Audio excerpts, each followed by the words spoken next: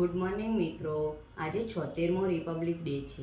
આજે હું Republic day વિશે બે શબ્દો કહેવા માંગુ છું, જે તમે સાંભળો એવી મારી નમ્ર વિનંતી છે। ભારતમાં 26મી જાન્યુઆરી ગણતંત્ર દિવસ તરીકે ઉજવવામાં આવે છે। આ દિવસ વર્ષ 1950માં ભારતીય બંધારણ લાગુ કરવામાં આવ્યો હતો અને ભારતીય રિપબ્લિક ડેની સ્થાપના કરવામાં આવી હતી। આ દિવસ તે મહાપુરુષોની યાદમાં ઉજવવામાં આવે છે, જેમણે દેશ માટે આઝાદી મેળવ્યા પછી પણ તેને મજબૂત અને સમૃદ્ધ ગણતંત્ર બનાવવા માટે કામ કર્યું હતું। ભારતીય બંધારણના અમલ પછી ભારત પ્રજાસત્તાક બન્યું। આપણું બંધારણ આપણને યાદ અપાવે છે કે આપણે બધા સમાન છીએ અને એક દેશના નાગરિક છીએ। આપણે આપણી ફરજો બજાવીને આવનારી પેઢીઓનું સારું ભવિષ્ય ઘડવાનું છે।